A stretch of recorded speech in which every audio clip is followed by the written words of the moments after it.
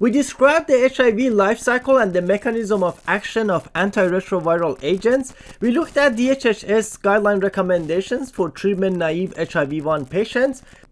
We ensured adherence to optimized ART in newly diagnosed HIV patients. Now, given an HIV patient, design an individualized monitoring plan. First, let's take a look at a few definitions. Viral suppression by definition is a HIV RNA level that is below the lower limit of detection of available assays. In clinical trial, usually this is considered a viral load less than 50 copies per ml. Virologic failure is any time the viral load is actually more than 200 copies per ml. Incomplete virologic response is if the viral load is greater than 200 in two consecutive viral loads that are separated by 24 weeks. So if you get a single level that's greater than 200, it doesn't necessarily mean that it's a complete virologic response. You have to look at the trend. So it could be that the viral load is greater than 200, but it's trending down. So it's important to get a second one and to see if it's trending down or up. Virologic rebound is when a patient has virologic suppression, but then after virologic suppression, then the viral load becomes greater than 200 copies per ml. And a virologic blip is once the patient gets virologic suppression, then there's a single isolated detectable RNA level, and then the patient goes back to suppression. So this is a quick virologic blip. And of course, low-level viremia is if the virus is actually detected, so greater than 50, but actually less than 200. Let's take a look at what happens when we actually initiate ART. In an uninfected person who does not have HIV, a normal CD4 count is usually around 800 to 1200 cells per microliter or more. In HIV-infected patients, the CD4 count starts to drop. So for most patients, about 200 to 500. And of course, once CD4 count drops to less than 200, at that point, the patient has AIDS. Alternatively, if the percentage of lymphocytes that CD4 is 14% or less, that also constitutes AIDS. Now, once we initiate ART in the first month, so within 30 days, you should suspect a 2-log drop in viral load. So, for example, if, and of course, every log is you basically drop a 0. So if the viral load is 100,000, a 2-log drop would be you just take out 2 zeros out, so it would be 1,000. So you would expect the patient to go from 100,000 to 1,000 within the first month. And then 3 to 6 months, you should have undetectable viral load because the ARTs that we currently have on the market are highly effective. Now, when it comes to CD4, within the first year, it's expected that the patients will gain about 150 to 250 CD4 cells, and this levels off beyond 2 years, so this will not continue to go up to normal. So the goals of therapy is to have an undetectable viral load and to have CD4 count of at least 500. And that's because typically less than 500 is when opportunistic infections start to emerge, especially if it's less than 200. Let's take a look at monitoring parameters for HIV.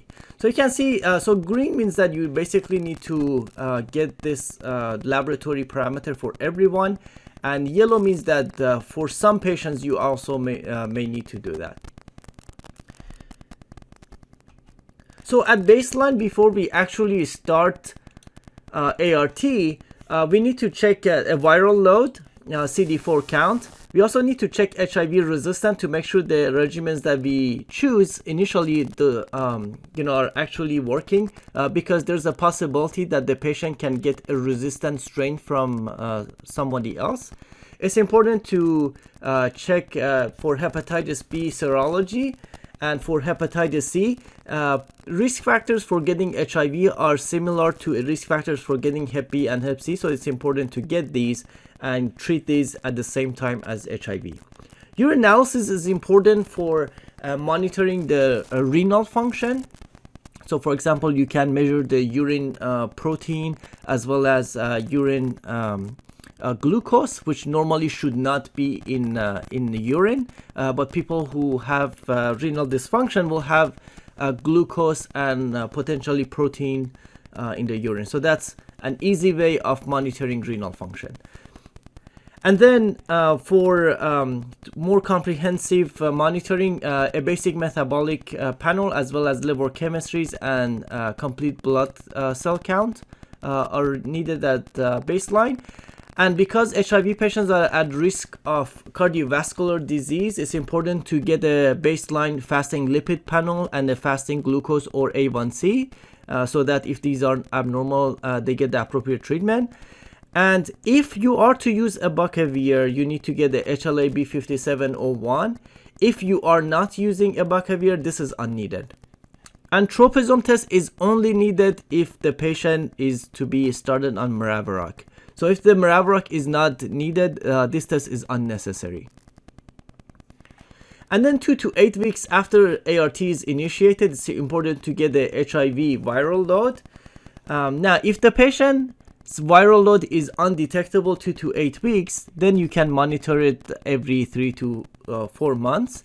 However, if the viral load is not undetectable 2 to 8 weeks, it's important to continue to monitor the viral load more frequently, so every 4 to 8 weeks until it's undetectable or at least is less than 200 copies per ml, and then you can switch to every 3 to 6 months.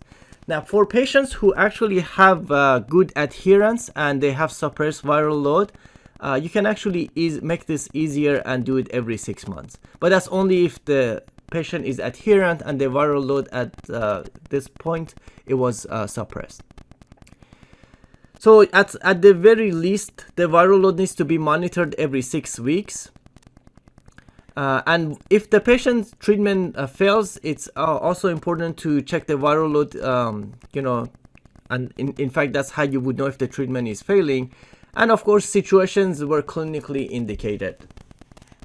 For the CD4 count, once you start ART, it takes about 3 months for the CD4 cells to increase, so it's unnecessary to get one 2 to 8 weeks later. So typically, it's recommended to wait 3 to 6 months to get the CD4. And this is only needed if the patient's CD4 count was low or if the viral load is undetectable. Otherwise, if the CD4 count was already high, so greater than 300, and if the viral load is undetectable at 2 to 8 weeks, it's unnecessary to continue to monitor CD4 count because there will be no reason for the CD4 count to go any lower. Now, beyond 2 years, if the patient's CD4 count is still low, if the viral load is suppressed and they are adherent, you can actually make that easier and do it every 12 years or annually. And of course, anytime treatment fails, you should check viral load as well as the CD4 count, and if as clinically indicated. So clinically indicated, it just depends on the situation. You have to use your judgment because we couldn't possibly, or I should say, the guideline couldn't include every possible scenario. They just have the things that you should check as clinically indicated based on clinical judgment. HIV resistance is needed at baseline, but then you don't really need to do it unless the patient has treatment failure or you have some reason to believe that there is resistance. Otherwise, it's not really needed. The same with Hep B and Hep C, you definitely need it at baseline. If someone is at risk of getting Hep B or Hep C, or especially with Hep B, if they're unvaccinated, it's good to check these annually. Urinalysis that you need at baseline for renal function monitoring, you really need to get that every 6 months if someone is on tenofovir, so either TDF or TAF, because these are nephrotoxic. It's important to get urinalysis every 6 months. Otherwise, if someone is not on tenofovir, then you need urinalysis once a year or every 12 months, and if clinically indicated.